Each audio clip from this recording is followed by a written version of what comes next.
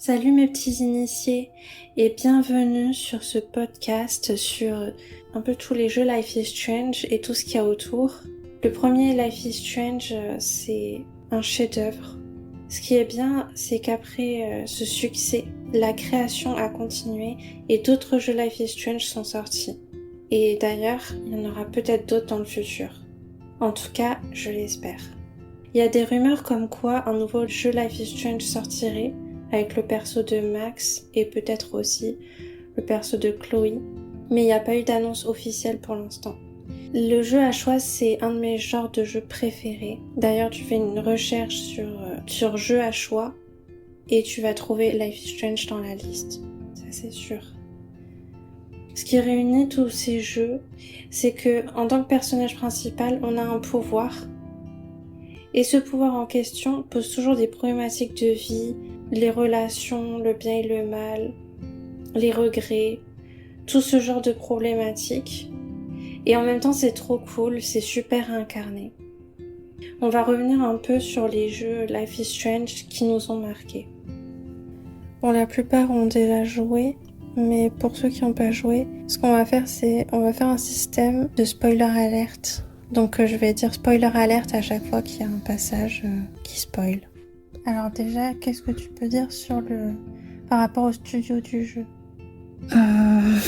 C'est plutôt étonnant en fait, parce que ce jeu nous a été proposé par Square Enix, qui sont notamment très connus pour les Final Fantasy, Kingdom Hearts, puis la majorité des RPG qui ont révolutionné le genre. Et je trouve que et aussi à qui on doit, j'ai pu tester l'année dernière les Gardiens de la Galaxie sur PS4 et Marvel Avengers. Et pour le coup, en fait, avec Life is Strange, ils sont vraiment sortis de leur registre, je trouve. Et ils ont pondu quelque chose pour moi que j'avais jamais vu dans l'univers du jeu vidéo en général. Alors peut-être le jeu qui s'en rapproche mais qui est pas du tout dans le même univers, espèce de jeu à choix qui influe sur le futur, le passé, le présent, sur la progression des personnages, sur les arcs narratifs. C'est The Walking Dead de Telltale qui a été repris par Skybound après. C'est vraiment une grande surprise. Alors je crois que c'est toi qui m'as fait découvrir, hein. Moi je connaissais pas du tout, et vraiment c'était en quelle année? 2023 qu'on l'a découvert. C'était vraiment une trop belle aventure. Je le dis souvent, je suis une hypersensible, alors quand je me plonge dans une histoire, s'il y a toutes les caractéristiques d'un bon jeu, à savoir le graphisme, le scénario, la musique, qui est pour moi le point indispensable. Et d'ailleurs là-dessus ils ont fait vraiment très fort. S'il y a toutes ces composantes, la durée de vie aussi, et l'originalité. Parce que on vit à une époque du jeu vidéo, et on voit beaucoup ça dans les films, où on est à la mode du remake. Il est rare de voir des nouvelles choses émerger. Et donc du coup, Life is Strange, ça a été vraiment une belle surprise. Dès le début du jeu, on est plongé dans l'action, avec des images très fortes. Ça se passe dans un lycée. Je pense que ceux qui ont joué, vous connaissez l'histoire. Je vais pas le refaire, mais voilà, dès le début, on donne le ton. On nous présente la protagoniste, Max. Et oh putain, ça fait tellement longtemps que j'ai pas joué que j'ai oublié les noms. Max et Chloé, Max and Chloé. Et du coup, qui se ramène dans son bahut avec son copain. Non, c'est pas son copain, pardon. C'est son dealer de drogue, en fait. C'est le mec qui lui fournit de la drogue. Et là, le mec se met à menacer, et Max est là à ce moment-là. Et c'est là qu'elle découvre son pouvoir. Le premier Life is Strange, dans le top du classement, le top 1, celui qui nous a permis de découvrir cet univers. Le scénario est génial, très bien construit. L'histoire nous fait enquêter. On a plein de petites histoires d'ados au sein du lycée, mais aussi des histoires un peu plus d'adultes, on peut dire, avec des thématiques sérieuses, un coupable à démasquer, et il y a plein de rebondissements et surprises. Les personnages sont très solides, ils ont leur histoire, leur caractère. J'aime bien les personnages secondaires, mais les personnages principaux sont plus intéressants, je trouve. On s'y attache vraiment quand on est plongé dans l'histoire. Je me suis beaucoup retrouvée dans le personnage de Max Caulfield pour son côté artiste et sa personnalité. Je pense que c'est facile de s'identifier à elle parce qu'elle est simple, elle est gentille, elle cherche à faire le bien et à sauver les gens de chaque situation. C'est ce genre de jeu qui ressemble à regarder un film, mais où t'es pas juste spectateur parce que t'as les pleins pouvoirs. Enfin, je dis les pleins pouvoirs, on peut pas faire absolument ce qu'on veut, mais déjà le fait d'avoir beaucoup de choix, ça nous donne du pouvoir. Et il va y avoir beaucoup d'interactions, comme l'action sur le temps. Alors, ce que j'aime aussi dans Life is Strange, et comme tous les autres, en fin de compte, il y a tout ce mystère qui entoure l'origine du pouvoir. D'où est-ce que ça vient? Comment elle a eu ce pouvoir? Comment dans True Colors, elle a eu Alex, comment elle a eu le pouvoir de sentir les émotions? D'où vient cette capacité? Et c'est comme dans The Walking Dead, en fin de compte, le jeu se concentre pas tant sur l'origine des pouvoirs, comme ça peut être pour les super-héros, mais vraiment sur l'histoire en elle-même, l'histoire des personnages, et pas les super-capacités. C'est à la fois une sensation extraordinaire, et on se sent tout puissant, par exemple, à faire des choix très osés ou suicidaires. Il y a des moments qui m'ont fait vraiment rire, mais je me disais je ferais pas ça dans la vraie vie. Et en même temps, dans la peau d'une gentille fille, je trouve qu'on se sent mal de jouer avec ça. Et quand on pense à la responsabilité, les choix ont toujours des conséquences. Et on fait peut-être plus attention. C'est pour ça que c'est bien de jouer un peu les deux versions. La version je fais des choses qui sortent de l'ordinaire, qu'on ferait pas dans la vraie vie. Et la version plus sage, peut-être le premier choix qu'on ferait, ou la deuxième fois, on est plus... La première fois c'est n'importe quoi, la deuxième fois on est plus sage. De toute façon, on peut refaire le jeu. On veut faire ce qu'il y a de mieux, mais ça reste un jeu, donc on se dit qu'on pourra refaire le chapitre. Voilà, du coup, comme je disais, cette histoire, en fait, ce jeu, pour moi, c'est pas juste un jeu, c'est une histoire entre deux filles, deux adolescentes, secrètement amoureuses. Et je suis encore plus... ça m'a encore plus touché du fait que je suis mariée à une femme. Et après, voilà, on n'est pas du tout dans le délire LGBT, tout ça, lesbienne, machin truc, non. On aime souvent dire qu'on a un couple de femmes, et c'est ce qu'on voit dans le jeu. C'est un couple de femmes en devenir. Et je vais pas vous mentir que, bon, comme je suis une hypersensible, ce jeu m'a vraiment fait pleurer plus d'une fois. Il m'a vraiment touchée. Il y a eu des soirs où on y a joué, il y a eu des cliffhangers. Spoiler alerte. Notamment la mort de Chloe, à cause de Jefferson qui lui met une balle dans la tête. Ça, c'est un gros spoil. Bon, la majorité des gens y ont joué de toute façon. Et plein de passages comme ça. Ce que j'ai aimé, c'est aussi les émotions. J'ai quand même ressenti à certains moments le regret d'avoir fait certaines actions, donc avec les conséquences qui s'en suivaient. On a beau se dire que c'est de la fiction, c'est tellement réaliste que certains passages m'ont perturbée. Et là, je parle de choix qui peuvent conduire à des choses assez tristes. Ce jeu donne des émotions très fortes, aussi bien de joie que de tristesse, tout comme les émotions des personnages qui sont intenses. J'ai dû faire le jeu au moins 3-4 fois pour découvrir tous les scénarios et après pour collecter aussi les trophées manquants. Et ça, je pense que ça vaut vraiment le coup. Pour jouer, c'est très simple, très intuitif. Le pire qui puisse arriver, c'est de rater certains détails, mais si tu explores bien et dans les moindres recoins, il y a peu de chances que ça arrive. Il vaut mieux ne pas aller trop vite dans la partie exploration. En fin de compte, c'est comme regarder un film interactif et avoir le pouvoir de décision sur les personnages. Avoir un pouvoir de décision sur l'histoire et mais voilà, comme je disais, le jeu est très chill en fait. Pareil pour les dialogues, certains sont secondaires et on n'en a pas besoin pour passer à la suite de l'histoire, mais c'est quand même chouette de profiter de tout ce qu'il y a dans le jeu. Le jeu est linéaire en plusieurs chapitres, il y a donc un début et une fin, Mais le fait de pouvoir faire des choix fait qu'il y a encore plus de contenu de l'histoire. Et ça peut être très différent selon nos choix. Je pense pas être la seule à avoir voulu refaire le jeu tellement ça m'a plu.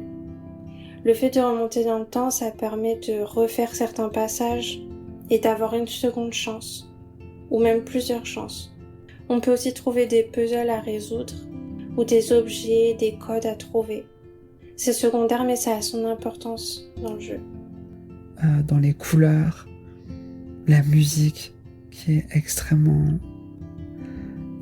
reposante. D'ailleurs, là, je suis en train d'écouter pendant que je suis en train de parler. Les ambiances et les musiques, elles sont calmes pour la plupart. Elles collent parfaitement aux différentes situations. Les ambiances, elles varient beaucoup. On a la nostalgie, une ambiance pesante, malsaine, douce, joyeuse. Le jeu nous fait passer par tout un tas d'émotions. Voilà, mais si je devais parler de l'histoire, donc je trouve ça frais. C'est frais. C'est nouveau, c'est frais. C'est pas des choses qu'on voit habituellement. C'est génial que Square Enix soit sorti de sa zone de confort pour nous proposer un titre comme ça. Alors sachant qu'il me semble que ça n'a pas été le seul studio à participer au développement. Voilà, et du coup sur le papier le concept est génial quoi. Tu possèdes le pouvoir de remonter le temps quand tu veux. Donc qu'est-ce que t'as pensé du gameplay justement ? Le gameplay j'ai trouvé ça génial, la prise en main, les commandes, c'est très simple. On est très bien guidé dès le début du jeu. Et j'aime beaucoup cette façon de devoir chercher des indices, d'interagir avec tout ce qu'il y a autour de toi. Voilà, pour chercher le moindre détail qui pourrait te faire avancer dans l'histoire. Et on mène en fait une sorte d'enquête, quoi. Et il y a des cliffhangers et des rebondissements incroyables. Des histoires d'amour qui se créent, des situations dramatiques, quoi. Des situations qui nous font pleurer. On vit vraiment avec les personnages. J'aime beaucoup le passage. Spoiler alerte. Dans la piscine. Le passage dans la piscine et où il y a David qui arrive. Et on est obligé de s'enfuir. C'est étonnant parce que quand on doit se cacher dans le vestiaire, derrière les casiers, j'avais l'impression j'avais la boule au ventre et le fait de voir une silhouette avec une lampe arriver, ça me faisait peur. Ça me faisait flipper comme dans un jeu d'horreur. On avait déjà eu cette sensation dans les couloirs d'école ou dans le bahut de se faire attraper par les surveillants. Mais là, je ressentais la même chose. Les papillons et la boule au ventre, entre la peur de se faire prendre et le côté excitant de défier les lois et les règles. L'histoire m'a vraiment retourné la tête. Le gameplay, pour moi, est parfait. C'est peut-être pas objectif ce que je dis, mais j'ai joué à beaucoup de jeux dans ma vie et il y a peu de jeux qui m'ont marqué comme ça. Il y a eu Shenmue sur Dreamcast. Alors moi, pour qu'un jeu me marque autant, comme je disais avant, je me base sur plusieurs critères. Il y a le gameplay, les graphismes, les couleurs, le scénario et la musique.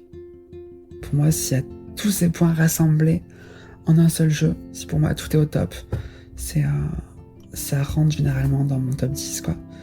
Et je vais pas vous mentir, Life is Strange est quand même rentré dans mon top 3. Et au niveau des graphismes, qu'est-ce que t'en as pensé justement ? Bah, je trouve que pour une PlayStation 4, alors après il est sorti sur beaucoup de plateformes, mais moi j'ai eu l'occasion d'y jouer sur PS4. J'ai eu comme cette impression, alors c'est pas du cel shading à la The Walking Dead, mais j'avais l'impression d'être dans une bande dessinée. En fait, ça ressemble beaucoup à la bande dessinée qui sont sorties après. Ça, j'y reviendrai après, c'est génial ce qu'ils ont fait. Pour moi, c'est hors du commun. C'est de la pure nouveauté, c'est agréable à regarder, c'est reposant. J'ai souvent dit que quand on voit Life is Strange, j'avais l'impression d'être dans une sorte de méditation, dans un état méditatif où je me laissais bercer par les couleurs, par la musique, par l'ambiance. Et c'est vraiment reposant comme jeu. C'est vraiment très très reposant. J'ai versé pas mal de larmes. C'est des passages, c'est vraiment très touchant. Quand tu vois que Max, en fait, elle abuse de son pouvoir, elle le prend pas au sérieux. Et en fait, c'est trop tard qu'elle se rend compte des conséquences de ses actes, notamment quand elle retourne dans un autre... parce que c'est fou parce qu'elle crée des lignes temporelles, elle recrée des lignes de temps à peu près partout, et ça fout le bordel dans l'espace-temps. Et du coup, Spoiler alerte. Cet épisode m'a beaucoup marqué, m'a fait pleurer quand elle arrive chez les parents de Chloé et qu'elle voit sa meilleure amie en chaise roulante avec un respirateur et la musique qui l'accompagne. D'ailleurs, à chaque fois que j'écoute la musique, j'ai ce passage dans la tête et j'ai les larmes aux yeux. Et c'est un crève-cœur, quoi. Elle te demande d'abréger ses souffrances parce qu'elle sait qu'elle va mourir. C'est horrible, quoi. Et en fait, c'est ça, c'est que tu te dis, merde, on pourrait sauver son père. Et en fait, si tu sauves son père en remontant dans le passé, ça aussi, je trouve ça incroyable. Parce que c'est ça que j'ai aimé aussi, c'est tout le mystère autour de son pouvoir. C'est qu'à partir d'une photo, elle arrive à remonter dans l'époque où s'est passé le souvenir sur la photo. J'ai trouvé ça mais incroyable. Et le fait qu'elle ait réussi à sauver le père de Chloé, mais que on s'est dit, mais attends, c'est pas possible, quoi. Il y a forcément, on l'a vu dans tous les films où ça traite du voyage dans le temps, il y a toujours des conséquences quand tu changes le passé. C'est l'équilibre. Si l'univers prend une vie, automatiquement, si tu annules ça, il va prendre une autre vie de quelqu'un d'autre. Et on se disait, mais c'est trop beau pour être vrai. Ça pose la question aussi que si nous-mêmes on avait un pouvoir comme ça, est-ce qu'on serait tenté de ramener nos proches défunts à la vie juste parce qu'ils nous manquent, ou simplement accepter le fait que la vie est ce qui est et qu'il faut laisser passer ce qui est passé en fin de compte et laisser nos proches partir tranquillement. On est toujours dans cette réflexion de se dire c'est un pouvoir qui implique tellement de responsabilités et en même temps c'est un pouvoir qui lui a été offert tellement soudainement qu'elle n'a même pas le temps d'en prendre la mesure et de mesurer l'importance d'avoir un tel pouvoir. On le voit bien au fur et à mesure de l'histoire, que je dirais pas le manque d'expérience, mais peut-être un peu ce côté immature va l'amener à faire des choix qu'il va peut-être regretter par la suite et qui vont avoir des conséquences effroyables. D'ailleurs, ça m'a fait beaucoup rire parce que la fin du jeu, quand même, ça nous a beaucoup fait rire, ça. Spoiler alerte. C'est genre, il y a deux choix qui se proposent à vous, c'est soit vous quittez Arcadia Bay, au passage très belle ville, magnifique ville, en bord de mer. D'ailleurs, c'est pas dans l'Oregon, parce qu'on était voir sur Google Maps, et je crois que c'est la ville qui s'en sont inspirés, est une ville basée dans l'Oregon. Et voilà, et à la fin du jeu, tu dois choisir entre soit quitter la ville et quitter l'eau, c'est carrément un cyclone ou un ouragan le truc, et te barrer de la ville et laisser tes proches crever. Ou bien laisser mourir, accepter la mort de Chloé, déchirer la photo et accepter sa mort, parce qu'elle a été tuée par Jefferson. Dans la ligne de temps principale, elle a été tuée par Jefferson dans la décharge, quand elles sont allées déterrer... Attends, je suis en train de confondre. Est-ce que c'est le passage où elles vont déterrer le corps de Rachel. Rachel, ouais. On s'est dit à la fin du jeu, mais c'est frustrant, l'histoire est trop belle. Moi, ce qui m'a frustré, c'est qu'il y avait une histoire, elles se sont embrassées, elles se tournaient autour, et on se dit, mais pourquoi elles finissent pas ensemble? Et secrètement, dans notre tête, on s'est dit, je pense que ça vous est déjà arrivé d'imaginer très fort dans votre tête quelque chose et que c'est arrivé par la suite. Moi, j'avais comme un sentiment d'inachevé, même si la fin est belle. Ce qui m'a marqué, et là je vais essayer de pas en dire trop, c'est la partie de la fin, la partie cauchemar. C'est un passage qui nous a retourné la tête quand on l'a fait. On est dans un cauchemar, on sent qu'on n'est plus dans la réalité représentée dans le jeu et on subit une forme de punition en tant que personnage principal. C'est complètement déroutant. J'avais peur de me faire choper la première fois que j'ai fait le jeu. J'étais vraiment dans une ambiance malsaine et en même temps trop cool, c'est assez paradoxal. Refaire le jeu, parce qu'il manquait des trophées et découvrir des détails que j'avais loupés la première fois, c'est surtout dans cette partie de fin, parce que justement il y avait le piège de vouloir aller vite pour pas se faire attraper.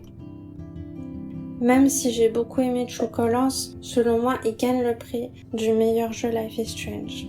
Je pense comme moi vous avez dû passer des super moments avec ces jeux pour toutes les bonnes raisons d'y jouer, le fait que c'est super bien fait. Et je dirais pour tous les bons côtés du jeu, tout ce qui est réussi, parce que j'ai du mal à trouver des défauts. Il y a vraiment une multitude de personnages, c'est très varié. J'aime beaucoup le fait que ça se passe dans un lycée. Parce que voilà, souvent la majorité des jeux vidéo nous plongent dans l'univers adulte, hein, et le fait de replonger un peu dans l'univers scolaire, ça nous ramène à notre propre histoire aussi, un peu à nos souvenirs d'antan. Alors même si dans les bahuts français ça se passe pas du tout pareil qu'aux États-Unis. Nous on aurait kiffé avoir des balles de fin d'année. Mais tu vois, ça m'a donné envie d'y rejouer. C'est nostalgique. Ouais, tu vois, j'ai presque envie de pleurer parce qu'on s'attache au personnage. Vous allez me dire c'est peut-être ridicule, hein, mais ce jeu m'a émotionnellement bousculé. C'est comme si j'étais rentré dans l'écran, dans l'histoire, et que j'assistais à l'histoire en mode troisième personne, quoi. Que j'étais à côté des persos et que j'étais en mode invisible, quoi, comme une petite souris, et que j'étais touché par leurs émotions, par leurs réactions, par leur histoire. Peut-être aussi parce que ça me rappelle un peu mon passé. Ouais, c'est ça aussi. Ça me rappelle mon passé, parce que j'ai aussi perdu mon papa dans d'autres circonstances. Ouais, c'était une période assez difficile en fait. Et le fait aussi que je suis très amoureuse de ma femme, et que dans l'histoire, ça me rappelle les débuts de notre relation amoureuse. On se tournait autour. Je pense que c'est un jeu qui ne quittera pas mon top 3, clairement. Je pense pas qu'il y ait beaucoup de jeux, honnêtement, qui puissent arriver à la cheville de Life is Strange en termes d'originalité. Et il y a aussi la thématique du harcèlement, de la solitude d'une personne qui peut être mise à l'écart par les autres, qui peut ressentir cette solitude, cette tristesse. Et c'est pour ça que j'ai beaucoup aimé le personnage de Kate, parce que on s'y attache. Elle est émouvante, elle envoie un signal de détresse, on le sent qu'elle a besoin d'aide. C'est pour ça Kate, je pense qu'ils auraient pu la garder plus longtemps, qu'on voit son évolution psychologique, l'évolution du personnage, voir si peut-être elle arrive à se faire des amis, si elle devient plus proche de Max et Chloé, si on la voit interagir avec aussi d'autres personnages. Mais ça reste un personnage secondaire, mais peut-être le personnage secondaire qui m'a le plus marqué. Donc c'est ce genre de thématique qui rendent le récit encore plus réaliste, qui rendent l'histoire intéressante. Et moi j'aime beaucoup voir ça dans les jeux, voir des problématiques de la vie. Là, comme on est au sein du lycée, il y a le harcèlement, il y a d'autres thématiques. Et autour de l'amitié, c'est très compliqué à cette période-là. Et il y a aussi le personnage de la méchante qui fait attention à son apparence. Il y en a toujours une ou un qui embête. Et bien sûr, elle est accompagnée de ces deux pestes. Je suis de la vieille école et bon, c'est pas un coup de gueule, mais je trouve que les éditeurs ont un peu abusé dans le sens où ils ont ressorti une version remasterisée. Je la trouve pas forcément mieux. Parce que la première version fait vraiment old school, quoi, dans les graphismes. Ça fait vraiment old school. Et je suis toujours en quête d'acheter la version collector avec la boîte. Dans le jeu, on voit que Chloé offre un CD, une boîte de CD, je sais pas si ça se dit, avec le pirate. C'est marqué soundtrack, il y a un coffre pirate et elles sont déguisées en pirate. C'est leur délire depuis qu'elles sont petites. C'est trop mignon. Et il y a toutes les musiques du jeu, quoi. Les musiques sont magnifiques, quoi. D'ailleurs, il y a une musique en particulier qui me rappelle mon histoire et les paroles sont très profondes et touchantes. C'est José González Crosses. Elle est très poignante, cette musique. Voilà. Et du coup, j'aimerais bien acquérir, j'ai vu sur eBay, la version collector, pas si cher que ça, 70€. Avec un artwork, je crois, et enfin c'est un bel objet de collection pour moi. Après, si vous allez sur Etsy, il y en a qui s'amusent à recréer les goodies et notamment le collier de Chloé avec les 3 balles, ou les autocollants avec l'espèce de spirale ou de la Croix-Rouge où on peut remonter le temps là. Enfin voilà, il Il y a des moments très sombres, très tristes et tout ça. Il y a aussi des moments très drôles. Il y a aussi des moments positifs. Et il y a des passages qui m'ont fait tellement rire. Tu te rappelles dans le Oui, restaurant? j'en ai parlé. Le passage dans le restaurant m'a fait tellement rire. Où, comment il s'appelle ce mec là avec sa caravane et son chien? Où elle remonte le temps et lui renverse son assiette sur la tête. Mais c'est lunaire ce scène, c'est magique. Son assiette de pois chiches. Ouais, je sais pas ce que c'était à bouffer, mais ça avait l'air trop bizarre. Et elle lui renverse son assiette, mais genre avec une éloquence et un courage. Genre la meuf elle est prête à se faire défoncer la gueule, mais... Et hop, je remonte le temps. Parce qu'en anglais, il dit oh, my beans, je crois. My beans. Ça serait pas... Ah, c'est des haricots. Oui, c'est des haricots. Ah, des haricots. C'est des haricots blancs. Ouais, les Américains bouffent vraiment des trucs bizarres quand même. Et j'aime beaucoup le fait... j'adore... C'est un projet, hein, j'adorais... Je suis pas fan des États-Unis dans le sens où les gens sont un peu bizarres et un peu toqués, mais les États-Unis, quand tu regardes les décors, les paysages, c'est vraiment un beau pays. Dans certaines régions et certains États, c'est pour s'évader, pour voyager, c'est vraiment beau, c'est magnifique. Il y a des coins, tu marches. D'ailleurs, je crois que le phare qu'on voit dans le jeu existe vraiment. Il existe vraiment. J'ai peut-être oublié des trucs, mais je crois que j'ai fait le tour. J'ai fait le tour du jeu. Il y a des moments, pour moi, c'est comme une méditation. Aussi grâce à la musique et à l'ambiance qui est transmise, c'est super agréable de se retrouver dans ce décor. Dans tous les jeux, j'ai ressenti ça. Cette forme de méditation, ce bien-être. C'est comme si on jouait au yo-yo avec les émotions, parce qu'on passe de quelque chose de joyeux à quelque chose de très triste, et il y a des moments où on a la palpitation de se faire attraper. Et ça, c'était super. Dans le premier jeu, c'était super bien fait. C'est là encore, on est dans la mode des remakes, des suites. Et pour moi, Life is Strange incarne vraiment la nouveauté. C'est admirable de voir qu'il y a des gens encore à cette époque qui se creusent la tête pour nous pondre des histoires pareilles. Et c'est en ça que j'aime le jeu vidéo et que je pourrais jamais quitter cet univers parce que ce jeu m'a fait voyager dans plein d'univers. Ça m'a vraiment, mon esprit est parti ailleurs. J'ai quitté mon corps et c'est comme si j'avais fait un voyage astral. Et est-ce que t'as ressenti la même chose avec Before the Storm? Ouais, encore plus fort en fait. Même si pour moi le meilleur de Life is Strange reste là. Before the Storm c'est vraiment le... Il y a beaucoup de liens avec le premier parce que ça raconte quand même le passé de Rachel. On en parle beaucoup de Rachel dans le premier mais on sait pas trop qui c'est. Il y a beaucoup de mystères qui entourent cette fille. Et quand on découvre son histoire, c'est rude. C'est rude, ça m'a beaucoup remué. Je crois qu'on peut s'accorder pour dire que l'histoire de Before the Storm est beaucoup plus poignante et violente que le premier. Before the Storm, il est sorti après, donc Life is Strange était sorti en 2015 et Before the Storm est sorti en 2017. Mais chronologiquement, ça se passe avant les événements de Life is Strange. Retrouver les mêmes personnages, c'était un plaisir. On a fait un saut dans le temps. On découvre le passé de Chloe et d'autres personnages. On est loin de l'événement tragique de la tempête, mais il se passe quand même des choses sombres et on va découvrir certains mystères du passé de Chloe. Pour elle et pour d'autres personnages, il va se passer des choses aussi tragiques. Et j'en ai pleuré, c'est... Même la fin du 1, Spoiler alerte. Où Jefferson enferme les filles. Quand on découvre en fait... C'est tragique. La première fois, j'ai eu un choc, j'y croyais pas, je soupçonnais pas une seule seconde que le mec pouvait faire ça, séquestrer des filles dans une espèce de chambre noire où il est drogué, il a tué Rachel de sang-froid, enfin. Et de dire qu'en fait, si ça peut être basé sur des faits réels et que ce genre de choses a déjà existé, c'est tellement dur à encaisser. Vous allez me dire, c'est qu'un jeu vidéo, mais il y a toujours une partie de réalité et de vrai, quoi. Comme dans une série TV, on s'attache aux personnages et je parle sous le coup de l'émotion, mais je pense que c'est même sûr.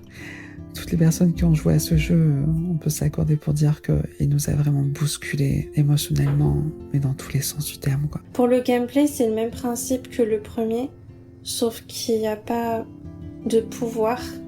Et à la place des photos à collectionner, on a les tags que fait Chloé. J'ai trouvé ça pas mal. On a aussi la persuasion et l'intimidation dans les dialogues, des interactions intéressantes. Rachel est un personnage complexe que j'ai bien aimé aussi. Comme pour le premier jeu, j'ai vraiment plongé dans l'histoire, c'était une aventure. Je préfère quand même la relation Max-Chloé que Chloé-Rachel, mais les deux duos sont super. Et voir cette amitié entre Chloé et Rachel, amitié ou plus, c'était super intéressant. C'est le genre de jeu qui te marque à vie, quoi. Tu pourras jamais oublier. Dans l'expérience d'une gameuse, ça fait depuis l'âge de 5 ans que je joue aux jeux vidéo, j'ai joué à beaucoup de jeux vidéo. Beaucoup. Rarement un jeu m'a autant marqué, quoi. Bon, pour les personnages, ce que je voulais te demander, c'est est-ce que tu sentais pas, toi, proche de Chloé? Alors, c'est vrai que dans le caractère, le côté rebelle, en colère contre la société, en colère contre son beau-père. J'adorais l'expression qu'elle a inventée. Step douche. Douchebag. Ah oui. Non, douchebag. Sinon, elle a fait le mot entre un mélange entre stepfather, beau-père, et douchebag. Step douche. Je suis une adolescente qui est quand même assez hors du commun pour moi. D'une part son style. Les cheveux bleus, son style vestimentaire, sa personnalité, ses goûts musicaux. Elle représente bien, elle incarne bien l'adolescente révoltée en colère, en pleine crise existentielle, et qui veut trouver un sens à sa vie, et qui essaie de passer outre sa colère, et qui essaie de faire son deuil sur la mort de son père, et qui a une relation tumultueuse avec sa mère. Ouais, de tous les personnages de Life is Strange, tous confondus, hein. Je dirais que ma deuxième préférée, c'est Steph. Elle m'a beaucoup touchée, beaucoup. Elle m'a fait beaucoup pleurer. D'ailleurs, je fais un parallèle, ça m'a beaucoup touchée parce que, clairement, dans l'acting, dans la façon dont a été modelé le jeu, il faut savoir que ce sont des vrais acteurs, vraies actrices qu'il y a derrière les personnages. Donc ça a été fait avec des captures de mouvement. Et c'est ce qui rend réaliste, c'est ce qui fait que les personnages sont aussi réalistes, en fait. Life is Strange 2, sorti en 2018, c'est un de mes petits coups de cœur. Alors pas autant que le premier, pareil. J'ai beaucoup aimé, même si j'ai vu après qu'il y avait des avis plus négatifs, des moins bons avis. Ça m'a pas empêché de vouloir aller jusqu'à la fin de l'histoire, vouloir le découvrir complètement. Le principe est un peu différent, parce qu'on joue pas celui qui a le pouvoir, mais son frère. Ça m'a rappelé aussi un peu ma relation avec mes frères. Le fait de devoir le surveiller, de prendre soin de lui. Il y avait beaucoup de passages où il n'y avait pas d'action, mais juste des déplacements dans un décor, par exemple pour chercher quelque chose, ce qui rendait les choses un peu simples, sans difficulté, un peu long des fois. Des fois, ça traînait un peu. Life is Strange 2, honnêtement, entre nous, j'ai pas aimé. Je pense que c'est une erreur de parcours des développeurs. Pour moi, l'histoire est plate. On est loin du 1. Il y a peu de passages, il y a peu d'action, il n'y a pas assez l'accent sur le pouvoir. Oui, je l'ai pas fini, certes, mais c'est parce que j'ai pas voulu le finir. C'est une volonté perso, j'ai pas voulu le finir parce que dès la moitié du jeu, en fait, je me suis arrêté au moment où on se retrouve dans un chalet et on te demande de chercher un briquet ou du scotch. C'est un briquet. Voilà, de voler, j'ai trouvé ça, je suis désolée, c'est pas pour critiquer, je suis pas du genre à critiquer les développeurs ou leur travail, mais je pense qu'ils auraient pu plus faire dans l'original, quoi. C'est dommage, c'est vraiment dommage, parce qu'il y a un potentiel derrière. Voilà, c'est toujours la même base, hein. Il y a un pouvoir qui se révèle, le gamin est perturbé, son frère est imbuvable, il y a une chasse à l'homme, alors que c'est juste 2 gosses, quoi. Je trouve ça bizarre de poursuivre 2 gamins alors que c'est juste des gosses, quoi. Et les accuser d'avoir tué leur père, quoi. Non, de le voisin qui les harcelait, quoi. Du coup, je l'ai pas fini. D'ailleurs, je sais pas comment ça se finit, parce qu'un jour, j'aurai le courage de le faire. Alors, je passe vraiment rapidement là-dessus parce que ça m'a pas beaucoup marqué. Il est moins bien noté que le premier, et je pense que c'est le fait qu'il soit comparé avec le 1. Au niveau de la créativité du scénario, des interactions. Beaucoup ont trouvé que l'histoire du premier était plus captivante. Moi, j'irai pas jusqu'à dire que je m'ennuie dans le 2 parce que ça m'a plu. C'est vrai que j'ai préféré le 1 et que je vois des améliorations possibles pour le 2, des choses qui ont peut-être manqué au gameplay, mais je dirais pas que le jeu est pourri, loin de là, parce que je suis allée au bout et l'histoire m'a plu. Mais il y a beaucoup de passages où il n'y a pas d'action. Même dans le calme, on pourrait trouver des idées qui auraient plus d'intérêt, pour plus tenir la personne qui joue en haleine, par exemple. J'aime bien le fait qu'on puisse construire la relation entre les deux frères, la façonner un peu comme on veut. Les passages où ce qui dessine se révèle peu à peu, ça aurait pu jouer un rôle plus important aussi dans l'histoire, d'avoir les dessins qui ont un impact sur quelque chose. Le pouvoir du frère aussi, ça aurait pu servir à des choses plus grandes ou avoir des enjeux plus importants. Il y a des passages où c'est vraiment simple ce qu'il fait avec son pouvoir. On va juste lever un caillou, voilà, après j'en dis pas plus, parce que je voulais vous laisser découvrir le jeu, si vous voulez le faire. Après, j'ai beaucoup aimé la fin. Enfin, les fins. Il y en a plusieurs. Je les trouve majestueuses par rapport au reste du jeu, et de très peu de passages qui peut-être se démarquent du reste. La fin que j'ai eue la première fois m'a beaucoup touchée parce que je me suis identifiée à Sean et à la vie que j'aurais eue si Daniel était mon petit frère. Bref, j'étais scotchée, et même si c'est pas à la hauteur du Life is Strange 1, c'était quand même émouvant et bien pensé. Quand je repense à toute l'histoire du jeu, j'ai trouvé que globalement elle était bien construite, à part quelques détails étonnants. Je sais pas si je peux les dire, enfin j'ai pas envie de spoiler. Mais il y a peut-être des passages qui étaient pas vraiment cohérents, où on se dit moi j'aurais pas fait comme ça. Et que pour améliorer le jeu, peut-être ça aurait été bien de rajouter de l'action, avec par exemple des courses-poursuites, une utilisation dangereuse du pouvoir de Daniel, et des liens plus forts avec les personnages secondaires. Parce qu'il y a des persos qu'on voit plus après et j'ai trouvé ça dommage.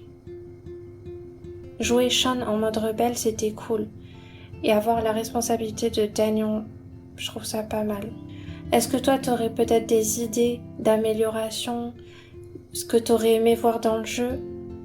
Toutes ces personnes qui notent, qui mettent des avis négatifs ou qui l'ont moins aimé, est-ce que vous avez pas au lieu de juste dire j'aime pas, est-ce que vous avez pas des améliorations que vous aurez apportées au jeu, que vous auriez proposé? C'est aussi mon petit coup de cœur par rapport à cet aspect symbolique des deux frères qui errent seuls, qui font seuls leur chemin, ensemble. Hein. C'est The Wolf Brothers, c'est les frères loups, et ça j'ai beaucoup aimé. Je me suis identifiée aussi à ça. C'est quelque chose qu'on voit pas dans les autres Life is Strange, cette comparaison avec un animal. Et comme c'est le loup, forcément, ça me plaît, ça me parle. Cette soif d'aventure, de partir à l'aventure, de faire comme un road trip, mais à pied, toutes ces heures de marche, je trouve ça super joli. Et ainsi de voir leur évolution. Alors, ils n'ont pas énormément évolué en un seul chapitre, mais il y a quand même une évolution au niveau du caractère des deux personnages. Et quand tu vas jusqu'à la fin, tu trouves quand même une grande évolution. Et l'autre jeu qui m'a beaucoup marqué, forcément c'est True Colors. Alors celui-là on l'a attendu. Hein. Et puis est arrivé True Colors en 2021 et il est encore dans les rayons. Et on a mis du temps à l'acheter parce qu'au début il était vraiment très cher. Et avec le PS Plus sur la PS4 on l'a eu gratos quoi. Et je peux vous dire que celui-là aussi il est très très poignant. J'ai adoré le personnage de Alex. J'ai beaucoup aimé True Colors, mais j'ai trouvé l'histoire trop courte par rapport au potentiel qu'avait le jeu. Le jeu était uniquement en français, et j'aurais bien aimé le faire en anglais sous-titré, parce que c'est quand même la langue originale. Après, c'est un choix personnel, le mieux reste de pouvoir choisir, à mon avis. Je vois plein de points positifs, n'empêche, à ce Life is Strange. L'histoire de Alex Chen est super bien racontée. En apparence, elle est forte et on découvre qu'elle a vécu des choses difficiles. On a des choix à faire comme dans le premier, on peut utiliser le pouvoir sur les gens, mais aussi sur les objets. C'est intéressant pour l'exploration. On retrouve le personnage de Steph qu'on avait vu dans Before the Storm et on aurait pu aussi avoir d'autres liens avec les autres Life is Strange, peut-être pour rappeler, même si des fois il y a des clins d'œil. Mais là je parle par exemple des personnages.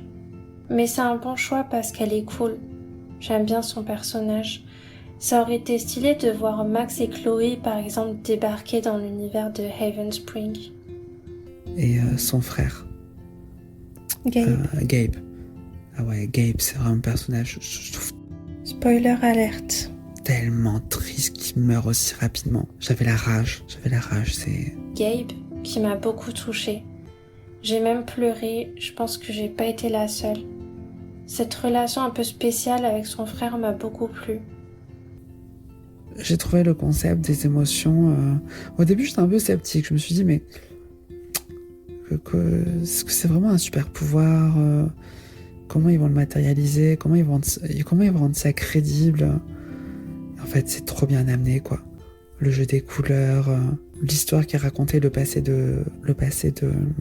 d'Alex, dans une sorte d'internat, une sorte de, pas d'hôpital psychiatrique, mais... moi, ce qui m'a vraiment bluffé et touché, je suis très attaché à la nature et aux couleurs et à la faune et la flore. Franchement, qui n'a pas rêvé de, quand t'arrives à Haven Spring, de se dire putain, mais j'aimerais trop habiter là, quoi.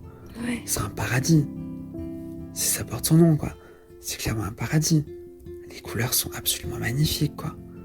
C'est un autre monde. Tu passes dans une autre dimension. Les gens sont gentils. On a aussi un aspect enquête et exploration qui me plaît beaucoup. On va devoir faire attention aux moindres détails dans le comportement de chaque perso pour trouver qui a fait le coup. Et franchement, si t'arrives à trouver le coupable, et encore mieux, la raison de son acte avant la fin, là je te félicite. Parce que moi j'ai fait des suppositions, mais j'ai pas trouvé malgré les indices qui étaient dispersés par-ci par-là. Je me suis laissée porter par l'histoire et ma surprise a été grande à la fin. J'aime bien ce côté village où c'est un petit groupe très vite, tu connais tout le monde. Les personnages que tu as peut-être soupçonnés avant deviennent ton jury à la fin. Ils décident de se mettre contre toi ou bien de ton côté selon le comportement que tu as eu avec eux.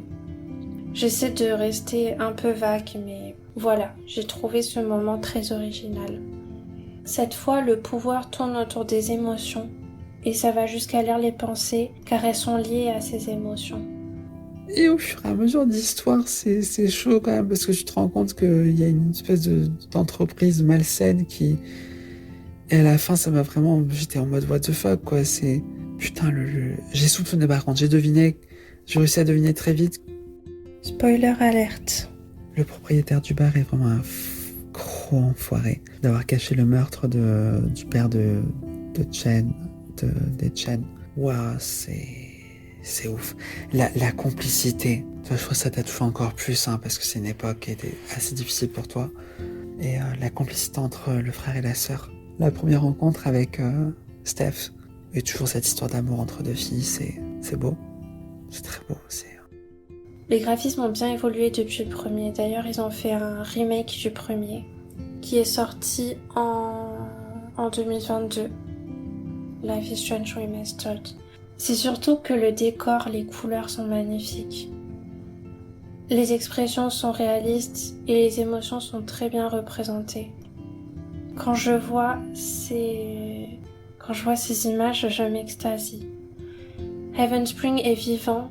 C'est un endroit qui change selon les saisons, qui change de couleur, mais qui garde une identité solide. On a envie de s'y téléporter. La nature dans cet endroit est paradisiaque. Visuellement, j'ai pris une énorme claque. Voilà, encore une fois, Square Enix nous a pondu un titre ultra original, quoi. Moi, j'ai adoré The True Colors. Ah ouais, pour moi, c'est mon deuxième préféré après le premier, quoi. Before the Storm vient en troisième. Et alors, je l'ai trouvé un peu court. Voilà, c'est le seul truc que je trouverais à redire, c'est que je l'ai trouvé court. C'est exactement ce que j'ai dit. Je l'ai trouvé trop court. Mais, à ma grande surprise, et je l'ai espéré comme le premier, ils ont sorti un comics. J'ai adoré le passage où... Le jeu de rôle. Le jeu de rôle est trop drôle, quoi. Le GN. Le GN et tout. Tu fais un GN grandeur nature. C'est incroyable. Spoiler alerte. Où tu bats le roi Sabor et tu te rends compte que c'est un gros salaud, le mec. C'est là que j'ai tilté en me disant le frère est mort et il te paye l'appart, il te propose de rester gratuitement dans l'appart. Là, tu te dis waouh, ce gars est rempli de culpabilité, il y a un lourd secret derrière et c'était ça a trop, pas loupé. C'était trop gentil. C'était trop pour être vrai, ouais. Les retournements ce qui m'a beaucoup marqué dans la fiction et ce qui rend l'histoire palpitante, c'est le calme avant la tempête. Ça commence doux, c'est chill. Les protagonistes sont intégrés, ils se présentent, elles s'installent, et plus on avance et plus il y a des retournements, des cliffhangers de fou, quoi. Et pareil, tu dois mener ta petite enquête. Waouh. J'ai vraiment flippé parce qu'à la fin, j'ai cru vraiment que Alex allait crever dans la mine, quoi. Et elle s'en est vraiment trop bien sortie. Et j'ai trouvé un passage qui m'a fait rager. J'ai trouvé que le gamin était vraiment trop con, quoi. C'est pas une insulte, mais putain, le gamin, on lui dit va pas dans la montagne parce qu'il va y avoir une explosion. Et lui, qu'est-ce qu'il fout? Il y va. Putain d'irresponsable, quoi. Mais encore une fois, c'était une très très belle surprise. C'est toujours pareil, les personnages sont trop attachants. Alors bien sûr, je n'ai pas cité les 2 DLC. Si je me trompe pas, c'est la seule chose qui manque. Donc le premier qui est sorti lié à Life is Strange 2, Les aventures extraordinaires de Captain Spirit, sorti en 2018, et Steph's Story. Il y a eu le DLC avec Steph qu'on n'a pas encore fait, que j'aimerais bien faire. Qui était associé à True Colors. Enfin, qui est associé à True Colors. Et aussi, on n'a pas parlé du DLC de Before the Storm, qu'on n'a pas fait non plus, qui se passe quand elles étaient petites. Donc Max et Chloé. Et ça, c'est pas possible. Hein. Il faut que je les fasse. Je suis fan de Life is Strange, donc tôt ou tard, il faudra bien que je les fasse. Donc voilà, sur ça, je peux pas donner mon avis. Mais sur tout le reste, c'était vraiment super important de donner un petit retour et de pouvoir partager ça avec vous. Si Square Enix est toujours dans cette dynamique de créer de la nouveauté, de faire d'autres Life is Strange, c'est génial quand même de présenter des êtres humains, enfin qui à la base sont des êtres humains, entre guillemets banals avec des histoires plutôt communes, bateaux, et que leur vie bascule à cause d'un pouvoir que tu ne sais pas d'où il sort. On propose des histoires tellement... On est tellement loin des standards des autres jeux vidéo. Maintenant, à toi de faire ton top, ton classement. N'hésite pas à dire dans les commentaires quel jeu tu as préféré, si tu les as tous faits. Et j'espère qu'ils te plairont autant qu'à moi si tu comptes les faire ou si tu es en train de les faire. On a la chance d'avoir une suite des aventures de Max et Chloé en version BD. Et voilà, quelques mois plus tard, on voit qu'ils ont... deux autrices créent une BD, un comics. Il y en a quand même pas mal, hein. Je crois qu'il y en a une quinzaine, et qui racontent, qui poursuivent les aventures après Arcadia Bay. Du coup, la comics se base sur l'après Arcadia Bay, quoi. À la fin du premier jeu, sans dire ce que c'est, il y a un choix décisif à faire. La BD se base sur un des choix. La suite est très bien pensée, et ça montre que cette fin ouvre visiblement pas mal de possibilités. Ce qui est dommage, c'est qu'on ne sait pas ce que devient David, ce que devient la mère de Chloé. On ne sait pas ce que deviennent les gens. Je la trouve captivante, d'une façon différente des jeux, et je la conseille aussi. C'est bien que ça s'étende à d'autres médias, surtout à la bande dessinée, parce que c'est quelque chose qu'on va pouvoir collectionner. Moi perso, c'est mon monde de la bande dessinée. Le fait que ça s'élargisse quand on est fan, forcément c'est bien. On attend donc la suite avec impatience, surtout en format jeu vidéo, C'est comme ça qu'on a découvert Life is Strange. À quand Life is Strange 4? Puis ensuite la suite du 4. J'espère qu'elle viendra. J'ai bon espoir, j'ai hâte qu'il fasse une suite. Alors j'avais vu un article comme quoi il y aurait des rumeurs comme quoi il y aurait une suite, un Life is Strange 4 avec Max et Chloé quoi. Ça serait intéressant que l'histoire se poursuive et qu'il développe plus la relation amoureuse, tu vois. Enfin voilà, j'en garde vraiment un très très bon souvenir, très très bon. À quand Life is Strange 4? Bientôt j'espère. Pour le futur de Life is Strange, j'espère qu'il y aura des suites parce qu'il y a vraiment un gros potentiel derrière ce jeu. Il y a matière à continuer. Ce qui serait intéressant, alors c'est un peu what the fuck ce que je veux dire, mais ça serait intéressant, parce que le point central c'est quand même les super pouvoirs inattendus, que les personnages, chaque personnage de chaque histoire, Max, Alex, je sais plus comment il s'appelle dans le 2, que tous les personnages, Sean, que tous les personnages qui ont des pouvoirs se rencontrent et qu'on en apprenne. Voilà, et qu'on en apprenne un peu plus, qu'ils se rencontrent tous à un moment donné, et qu'on en apprenne un peu plus sur l'origine de leur pouvoir. Genre qu'ils se mettent tous à investiguer en disant mais d'où vient ce pouvoir, pourquoi j'ai ça, d'où ça me vient, et qu'on apprenne un peu la cause, pourquoi ils ont hérité de ça et pas un autre, pas les autres, qu'est-ce qui a fait qu'ils ont eu ce pouvoir. Mais moi je te dis, la fin du 2, tu l'as pas faite, mais moi j'ai adoré. Ouais. Je pense que ça vaut le coup d'aller jusqu'à la fin. Ouais, je vais le faire. C'est juste que je me suis vraiment ennuyé sur... Il n'y a pas assez d'action, pas assez de rebondissement pour moi. Franchement, pour ceux qui n'ont pas joué, allez-y les yeux fermés. D'ailleurs, sur le PS Store... Alors, vous l'avez sur Android, il est gratuit. Le 1, Before the Storm aussi. C'est mieux quand même de jouer avec une manette. C'est plus abordable, mais allez-y. N'hésitez pas à foncer. Si vous aimez les jeux calmes, les jeux de réflexion et où il faut faire des enquêtes, il y a vraiment une vraie histoire, quoi. C'est ça qui fait un bon jeu, en fin de compte. C'est le scénar. Il n'y a pas à chier, c'est le scénar. C'est l'originalité du scénario. C'est comme une petite série TV en fait, mais dans laquelle on peut interagir dans les choix. Et Square Enix, franchement, chapeau. Je tire mon chapeau au studio parce que ils ont fait beaucoup de vidéos et on est vraiment loin des Final Fantasy, Kingdom Hearts, mais ça a vraiment été une audace incroyable de sortir un truc pareil. C'était risqué, mais c'est un pari réussi. Et je pense qu'ils devraient continuer sur cette lancée et sortir d'autres titres, Life is Strange, parce qu'il y a matière à trouver d'autres histoires poignantes. C'est un jeu qui me marquera longtemps et quand un jour on aura un enfant, j'espère qu'on aura l'occasion de lui faire essayer. Puis surtout voilà, cette histoire d'amour entre deux femmes, franchement c'est mignon. C'est pas vulgaire, c'est mignon, c'est attachant. C'est ce que j'aime dans l'histoire. Voilà ce que je peux dire de Life is Strange. Et les musiques, il y en a une particulièrement qui me fait pleurer à chaque fois, c'est la musique de Life is Strange True Colors. Elle est très très émouvante. Putain, en espérant que vous pondiez un 4e titre, parce que je pense qu'on est beaucoup à vouloir un autre titre. On en a marre des remakes. Il nous faut de la nouveauté.